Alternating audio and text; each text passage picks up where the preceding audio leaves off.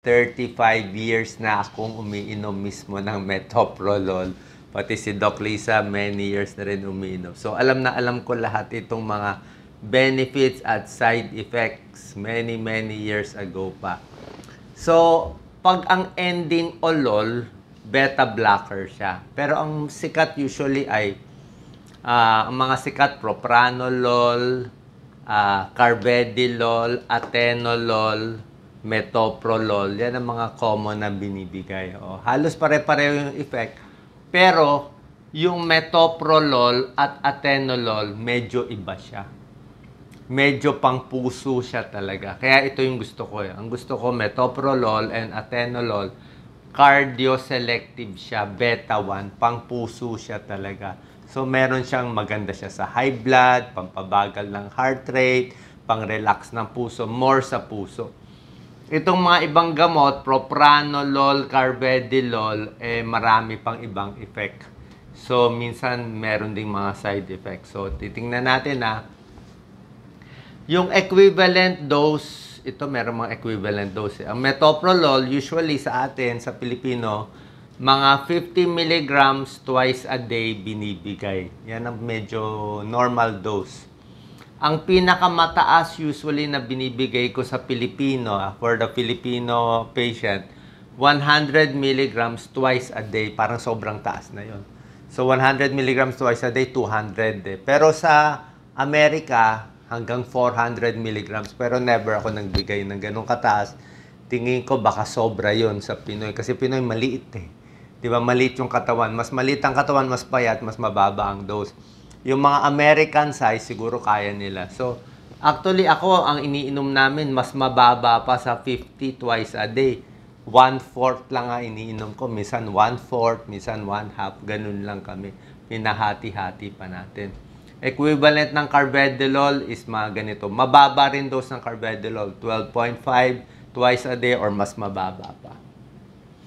Para saan muna ang metoprolol? Okay? Metoprolol muna tayo. Halos pareho sila ng carvedilol, pero metoprolol, more sa high blood, okay? Sakit sa puso, sumasakit, ang dibdib, pwede rin. May tulong din siya, dagdag siya sa gamot. Mabilis ang heart rate, ang pinaka-effect ng metoprolol, pinapabagal ang heart rate. Kaya nga yung mabilis ang heart rate, yung ninenervyos, yung may other problems, bakit mabilis, may irregular heartbeat, minsan nakakatulong ang metoprolol. Ito ang controversial, heart failure, pero later ko na i-discuss to kasi ang mga olol, metoprolol, carvedilol for heart failure, cardiologist lang dapat magbigay at sobrang mahirap siya ibigay.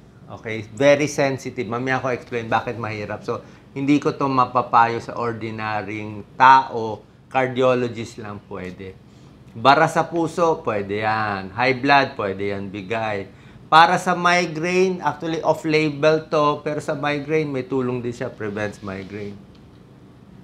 So, high blood, okay? Sa high blood, alam naman natin, 120/80 ang normal, di ba? Pag 139/89, medyo mataas-taas, bantay-bantay na, lampas 140, lampas 90 plus, high blood na yan. So, pagdating sa high blood, kung mataas ang blood pressure mo, tulad na sinasabi ko, mas maganda yung losartan tsaka amlodipine kung blood pressure lang problema mo. Kasi losartan, amlodipine, mas malakas sila. Mas malakas magpababa ng blood pressure. Kaya medyo malalim tinuturo ko pang cardiologist na to. Kaya pag super taas blood pressure mo, 200 blood pressure mo, 190, 180, mataba, diabetic, ganyan, usually amlodipine bibigay natin. Pinakamalakas.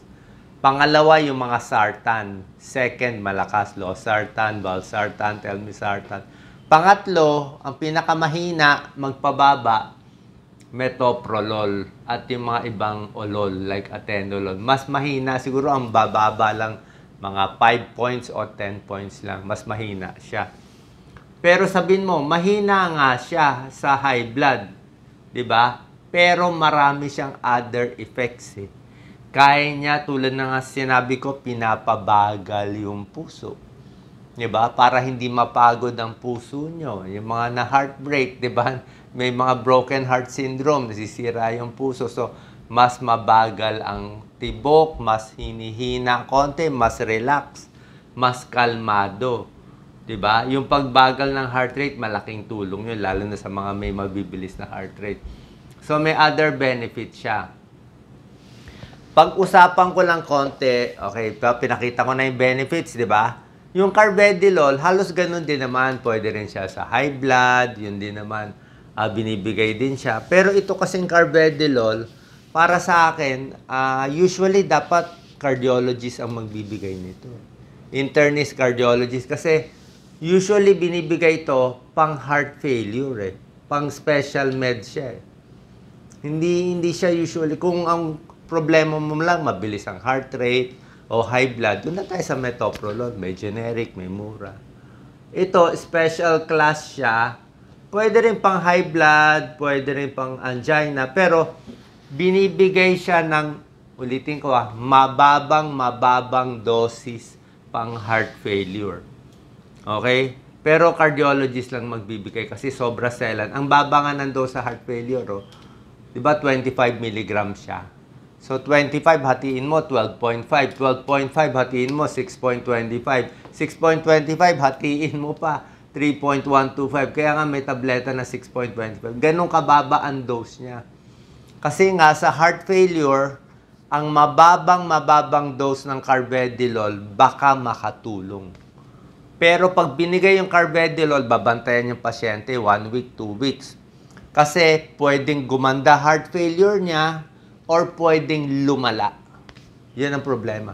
Pwedeng gumanda o pwedeng lumala. Hindi mo masasabi. Kaya maselan siyang gamot. Kaya nagtataka nga ako, marami nagko-comment, naka-carvedilol sila. Pwede rin naman sa high blood. Pero ang problema lang kasi sa carvedilol, ito. Kung papapiliin mo sa high blood, sa nervyos, palpitation, mas gusto ko metoprolol. Kasi ang metoprolol, sinabi ko sa inyo, tawag namin dyan, selective. Ibig sabihin, pang puso siya, beta-1 blocker siya talaga. So, puso ang pinapabagal niya. Hindi katulad ng carvedilol at propranolol, bukod sa puso, medyo meron siyang side effect sa hika. In short, yung baga mo, mas sumisikip. So, kung kayo ay may hika, may problema sa baga, medyo hindi pwede ang carvedilol. At kahit yung iba, yung mga propranolol, pag-iingatan. Contraindication, bawal Heart failure nag-uumpisa, baka pwede carvedilol. Pero kung cardiogenic shock, bagsak na blood pressure, bawal na rin. Liver problem, bawal na rin. Sobrang bagal heart rate, ito bawal to, metoprolol or carvedilol. Ang heart rate, ito rin, papunta na tayo sa side effect. Ayan. Mga side effect, dahil nga pinapabagal yung puso, minsan napapagod. Kaya ayoko nga mag-high dose Kaya inom ko nga 1/4 twice a day. Pag dinamihan mo rin ang metoprolol at yung mga ibang olol, atenolol, pwede ka mapagod, magpatig. Okay? Tsaka pag inom ng gamot, nitong metoprolol, dapat yung heart rate mo hanggang mga 55 to 60 lang. Siyempre, nag-umpisa ka, heart rate mo baka 80 o 90. Tapos nagbigay ka ng metoprolol, bababayan, 70, 60. Pero at most, 55 lang dapat ang baba o 50, pwede pa siguro. Si Doc Lisa, pag uminom niya ng metoprolol na 1 tablet 50 mg, 40 na lang heart rate niya Kaya hindi pwede. Sabi ko nga sa inyo, si Doc Lisa, payat, maliit. Pag babae, Pilipino, binigyan mo 50 mg sa metoprolol, minsan, bagsak yung heart rate. So, hindi rin pwede yun. Sobra babang heart rate, baka mag-collapse. Diba? So, tama lang. Kaya 1/4 dose lang kami. Actually, style ko lang yun Pero sa iba siguro, baka 1/2 dose mas okay sa inyo. Pero tingnan nyo lang. Kasi, timplahan yun na dapat tamang-tama lang yung heart rate mo. Pag tinaas mo kasi yung metoprolol mo, propranolol, atenolol, mas dadami itong side effect. Mas mapapagod, mas babagal, minsan mas naglalamig, 'di ba? Mas may other symptoms ka. Pagdating sa hika, na bawal, yung metoprolol at atenolol, usually safe siya sa hika. Kahit may lung problem ka. Kasi nga, selective lang siya. Iba yung gawa niya eh. Pang puso siya. Pero yung mga iba nga, mas hindi safe. Like yung carvedilol, hindi pwede sa mga may hika. Yan. So, balik tayo So, yun ang sinasabi ko sa inyo. Sa carvedilol, depende syempre sa doktor ninyo. Pero kung benefit lang sa high blood, sa palpitation, dito na lang ako. Maraming generic. Dati binibigay pa nga ito ng gobyerno natin. Ewan ko kung meron pa. So, yung mga heart attack, may sakit sa puso, pwede rin to. Pampabagal. Yung biglang bumibilis sa mga SVT. Yung SVT, yung talagang sobrang supraventricular tachycardia bago ma-hospital. Basta okay pa blood pressure, pwede mo bigyan metoprolol. Actually, sa ibang bansa, injection binibigay, esmolol. May injection kami binibigay sa hospital. Pero tablet pwede na rin. Kung nasa probinsya ka, wala kang magawa, makainom ka 1 tablet ng 50 o kalahati nito, pwede na yan. Okay? Pero emergency yun. Sabi ko nga, maselan masyado to.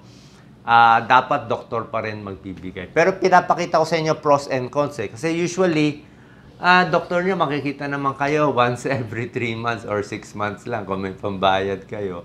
Pero, syempre, sarili mo itinitimpla mo kasi dapat alam mo rin siya. Pag marunong yung pasyente, mas mabubuhay ng mahaba. Tulad na sinabi ko, kung super high blood, dagdag tulong lang to. Pag super high blood, amlodipine at losartan tayo. Yan ang dose sa Amerika, 400 milligrams. Hindi ko pinapayan. That's too high. Sa atin, 50 milligrams twice a day, pwede na yon. Meron siguro sa atin, lalaki, mataba, malaki, baka kaya niya 100 milligrams twice a day. Pero gano'n. Ako, mababa dose ko So ako, parang 12.5 lang ako. Wala pa akong 50 milligrams in a day. Ayoko kasi itaas yung dose ko. Kasi pag tinaas mo yung dose mo, nandito na tayo sa side effect Mamaya na muna yung side effect na gusto ko mabawasan. Para mabawasan yung side effect ng metoprolol, makuha ko lang yung benefits, binabawasan ko konti yung dose Lahat naman ganun ang gamot Pag nabawasan mo yung dose, less side effect, pero less benefit. May added, panalo pa ang beta blocker. Bago lang nila nalaman to, I think, for the past 5 years. Pang stress, pang anxiety, pwede, yung mga ninendervyos, yung mga musician, performer, mag-i-speech. Kasi nga, pinapabagal niya yung heart rate. So, kahit kabado ka, puso mo naman mabagal. Di ba? Hindi ka gaano pinapawisan. Para sa puso siya. Cardio-selective siya, beta blocker. Yan na, bagong buzz na anti-anxiety medicine. Binibigay ngayon sa Amerika. Mga few years back. Ito, atenolol, yan ang mga binibigay nila for performance anxiety. So, minsan, pag may nervyos, hindi lang itong mga diazepam, Valium binibigay. Beta blocker binibigay din siya. Okay? Siyempre, iba pa. Pamparelax, exercise. Yan, nakakabawas din ng stress. Ito mga side effect. Ang nakakatuwa dito, kahit 35 years ago kasi meron ako iniinom na gamot. Actually, may antidepressant ako before. Nagpapalpitate na ako. Kaya napapansin ko, bakit pag uminom ako ng konting metoprolol, okay ako, mas kalma ako. Diba? Hindi pa nga tinuturo wala pa nga itong mga pag-aaral dati na maganda siya for anxiety. Pero 35 years ago, nakita ko na sabi ko, oo nga. Kaya nga naka-maintain ako for 35 years Kasi wala naman akong high blood So, maganda siya talaga. Lalo na yung minsan yung puso, maraming palpitation, maraming skip beats. Yun po. Ito naman yung mga side effect. Okay? Para sa akin, kung mababa lang dose mo, 50 milligrams twice a day, hindi ka naman dapat magkaroon nitong side effect I-trial nyo. Okay? Huwag naman sisihin lahat kasi nga may benefit yung metoprolol, sa high blood, pamparelax, pampakalma, pampabagal ng heart rate, 'di ba? Sabi nga nila parang nga hindi mapagod yung puso, wag masyado mabilis. May tulong din 'yon. Possible side effects, sabi ko nga fatigue, kung mataas ang dose. Merong mga nightmares. Okay? Pero sa tingin ko, yung mga nagna-nightmare, may nightmare din ako, bangungot. Pero Nightmare kasi kasama yun sa depression eh. So, hindi mo naman masisisi lahat talaga sa metoprolol, okay? Bawal sa may hika yung carvedilol at propranolol. Pero ang metoprolol, medyo pwede. Medyo pwede siya sa asthma, COPD. Unless very severe. Bawal isabay sa alak. Ito, sinabi ko sa hika, hindi po pwede. Yan. Sa severe asthma, yan o, hindi siya po pwede. Yung mga may hika, kasi nga yung mga propranolol, carvedilol, pwedeng sumikip ito. Kaya kung may hika kayo, may hika ka, may high blood, huwag ka mag-metoprolol. Huwag ka mag-olol or beta blocker. Doon ka sa amlodipine or losartan. Pwede ka doon. Although yung mga losartan, baka may konting ubo. So, amlodipine. Ito yung benefits ng mga beta blocker, less anxiety. Ito yung mga side effects, baka may fatigue, insomnia, minsan nananaginip, pero hindi pa ganun ka-sure. Okay? Ito benefits, anxiety. Ito yung fatigue na sure. Ito parang walang effect. Ito hindi nila sure to. Wala to. No effect on beta blocker. Hindi ka madidepress, hindi ka ma-memory loss, sa libido, wala. Pero ito ang pinoproblema ng karamihan. Okay? Pakita ko yung pinaka-problema nila. Ang pinaka-problema nila ay impotence. Okay? Galit ng galit yung mga lalaki sa metoprolol. Bakit sila galit? Kasi baka daw ma-impotent sila. Actually, may chance na humina sa pagtatalik ang nakametoprolol. Okay? Mas kumukonti ang blood flow dun sa ari ng lalaki. Pero, nasa sa inyo naman eh. Pag low dose naman, tingin ko wala naman effect eh. Baka ano lang to, macho thinking ng lalaki. Kasi marami namang other benefit. Let's say, may sakit sa puso, mabilis heart rate. So ito, yan naman kinakatakot nila. Fatigue, erectile dysfunction, weakness. Pero yung slow heart rate, basta less than 50 ang heart rate, sobra ka na sa dose. Kailangan dun lang tayo sa mas maganda. Iba pang dapat bantayan, bawal itigil bigla ang beta blocker. Metoprolol, carvedilol, hindi siya pwede itigil kasi meron siyang rebound. May rebound, di ba? Pinapabagal niya heart rate mo. Normal heart rate mo, let's say 90. Tapos pinabagal na ng beta blocker. Pag tinigil mo yung metoprolol, carvedilol, atenolol, propranolol mo, yung 90 na dating heart rate mo, tataas pa yan. Baka maging 100 o 110 ka. May rebound eh. May rebound siya. So, dapat kung tatanggalin mo, dahan-dahan.